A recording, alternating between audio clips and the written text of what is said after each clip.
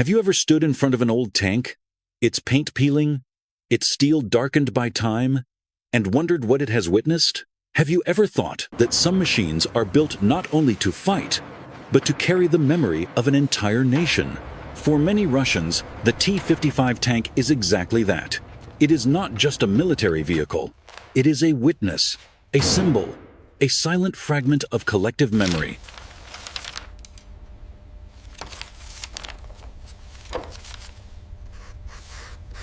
The T-55 was not born in peacetime. It emerged in a tense world where the Cold War did not need gunfire to make the planet tremble. The Soviet Union, having just survived the most devastating war in human history, understood one simple truth: peace could be more fragile than any layer of armor. And so the question was never, how do we build the most impressive tank? But rather, how do we create a machine that must not fail? Slowly now. Watch the clearance. Keep it moving up. Imagine yourself as a Soviet engineer in the late 1950 seconds. In front of you are not just blueprints, but the fear of a tomorrow shaped by nuclear fire. Which path would you choose? Complexity or simplicity? Speed or endurance? Absolute power or the ability to survive? The T-55 was the answer to those questions.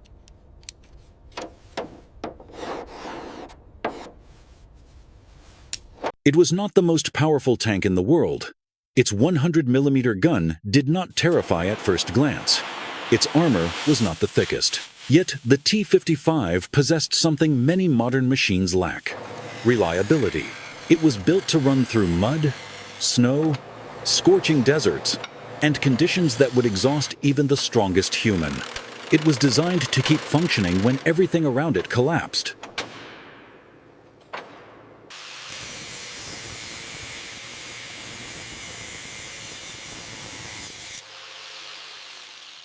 It was built so that when a soldier closed the turret hatch, he could believe he still had a chance to come home. Have you ever asked yourself how important trust is to a soldier? When the diesel engine hummed steadily, when the hull vibrated beneath layers of steel, the T-55 did more than move across the ground. It carried the spirit of those inside it. Many Russian veterans have said they did not love the T-55 because it was powerful, but because it never betrayed them.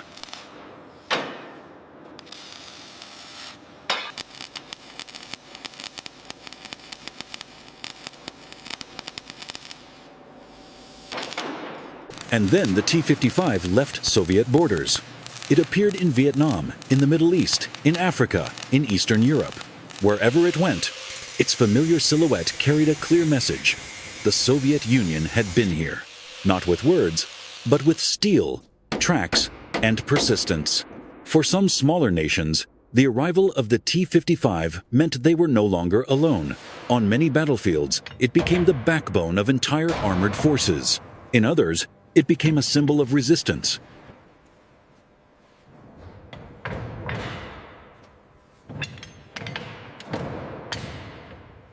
What is remarkable is how deeply Russian the philosophy behind the T-55 feels. No extravagance, no desire to impress, no obsession with appearances. It resembles a quiet person who simply does the job without asking for praise.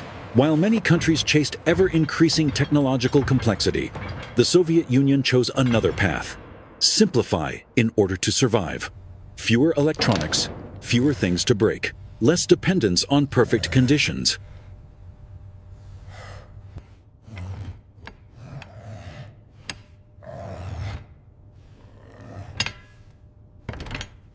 Do you sense the life experience in that approach? A worldview shaped by hardship, cold, pragmatic, but deeply human.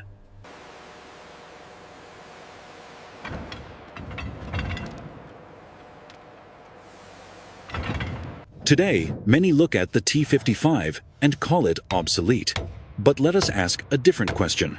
Is modern warfare always a contest of the most advanced machines? Or is it sometimes still a test of will, adaptation, and making use of what you have? That is why the T-55 still appears, still gets upgraded, still earns trust in many places. not because it is perfect, but because it is familiar. And in war, familiarity can save lives.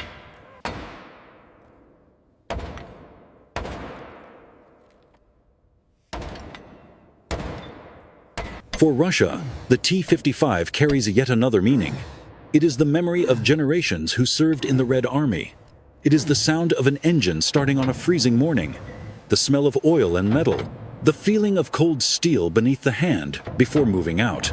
These details never appear in history books, yet they live quietly inside people.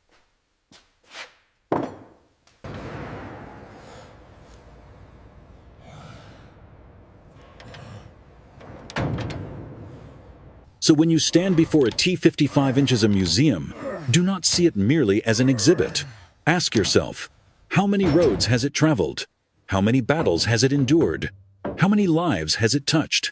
How many soldiers entrusted their fate to this machine? And how much of that story do we, who live after them, truly understand?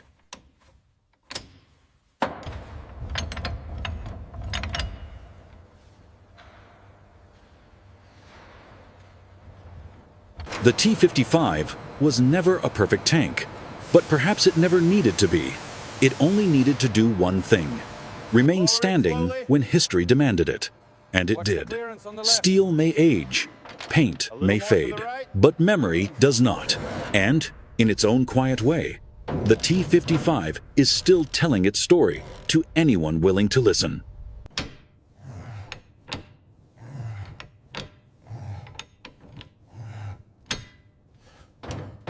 But listening is not easy, because listening requires time, and time is something the modern world rarely gives.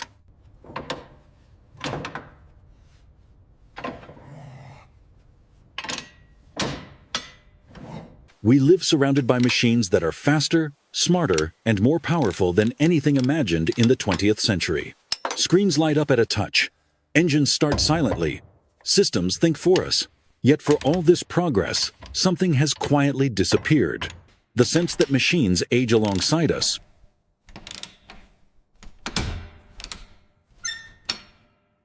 The T-55 does not hide its age. Its steel carries scratches. Its welds are visible. Its surfaces show where hands have touched them thousands of times. And perhaps that is why it feels honest. Slow down now, watch the line. Easy, easy.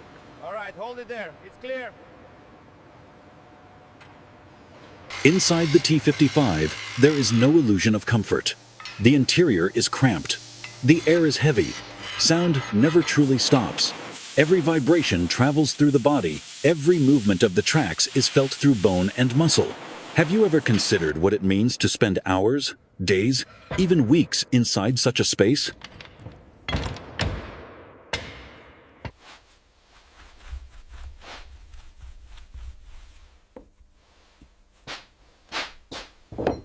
To eat, sleep, wait, and move inside steel walls barely thicker than your arm?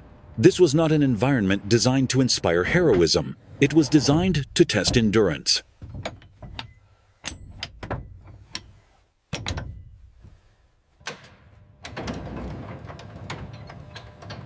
And endurance, in Russian culture, has always carried a special weight.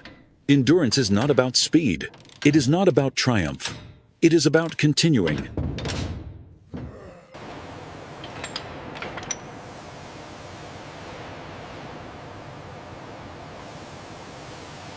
The crews who served in T-55 seconds learned this quickly. They learned how to listen to the engine not with instruments, but with instinct. A slight change in tone could mean trouble. A vibration felt through the floor could warn of a problem before any gauge moved.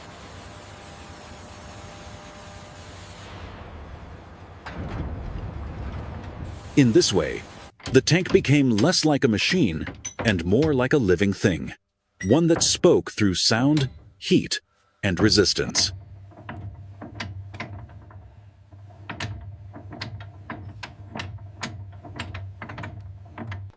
Veterans often recall that moment before movement. The engine running, the hatch closed, the world outside reduced to narrow slits of vision. In that moment, time stretches. thoughts slow down. The future feels both terrifying and distant.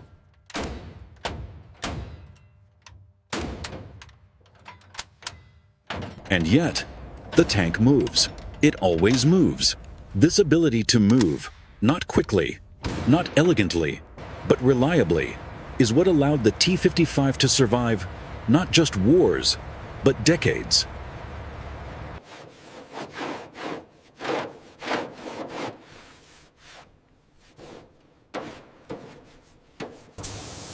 While other designs disappeared, replaced by newer, more complex systems, the T-55 remained. It was upgraded, modified, adapted, but its core never changed, because its original idea was already complete.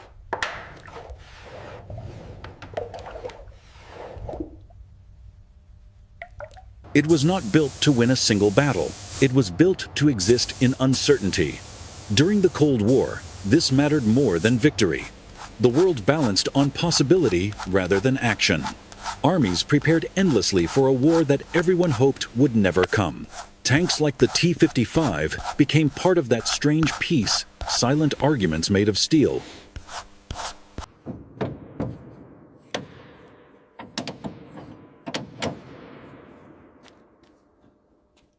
They stood in forests, fields, and storage depots. Engines cold, crews gone, waiting for an order that might never arrive.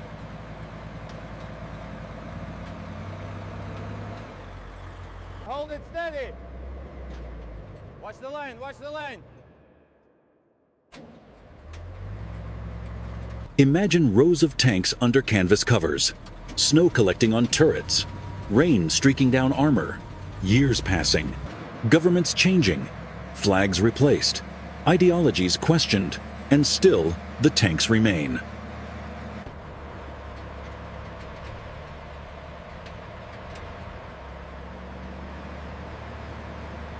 When they are uncovered decades later, many still start. The engines cough, protest briefly, then settle into a familiar rhythm.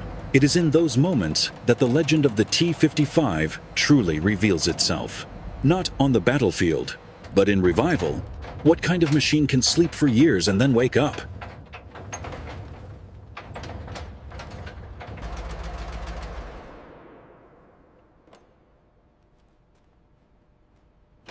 This is where the T-55 becomes more than a military object.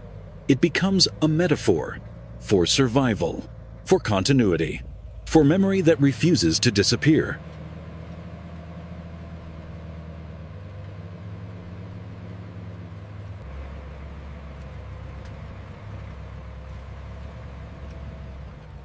In Russia, memory has always been heavy. History does not sit quietly in books. It lives in families, in cities, in scars on the landscape. The T-55 is part of that same weight.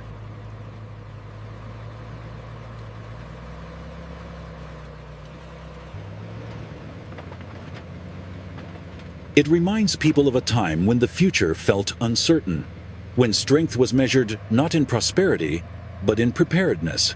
And perhaps that is why it still commands respect, not admiration. Respect. Respect earned through reliability.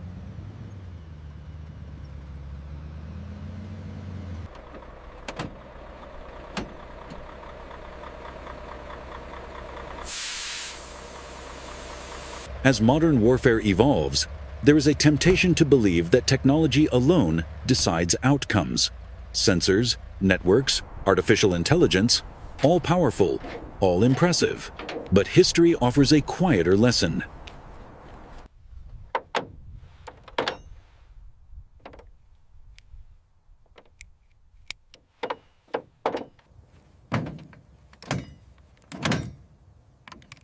Wars are also fought by tired people, in bad weather, with broken plans, using imperfect tools.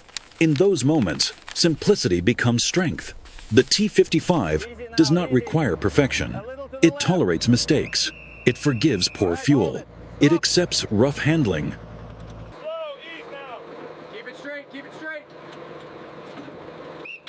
All right, hold it there. Stop.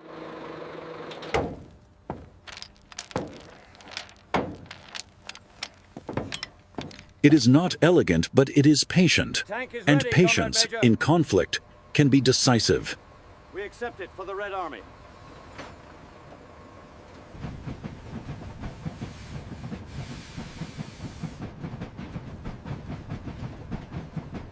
This is why the T-55 still appears in modern footage, why it still rolls across uneven ground, why it still carries crews into uncertain futures.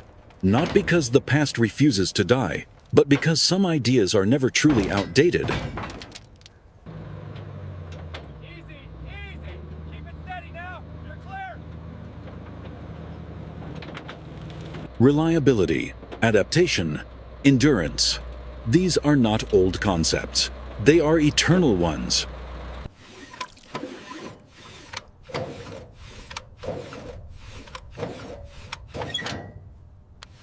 So when people ask why the T-55 still matters, the answer is not found in armor thickness or gun caliber.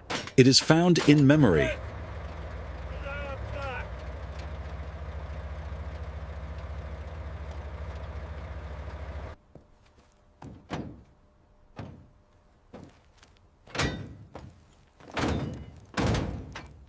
Memory of those who designed it under pressure. Memory of those who served inside it. Memory of a nation that learned, again and again, that survival often depends on what continues to function when everything else breaks.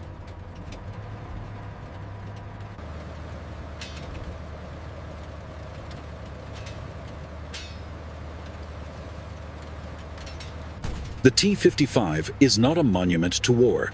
It is a monument to preparation. And preparation, like memory, never truly fades.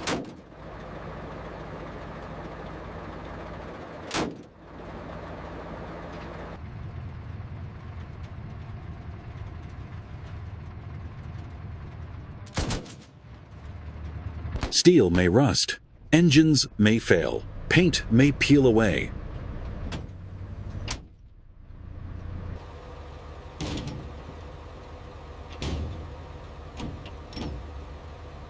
But the idea behind the T-55, the idea that something must endure quietly, without complaint, remains. Hold on tight. We're taking a beating up here. Don't slow down. And as long as people are willing to listen, the steel will keep remembering.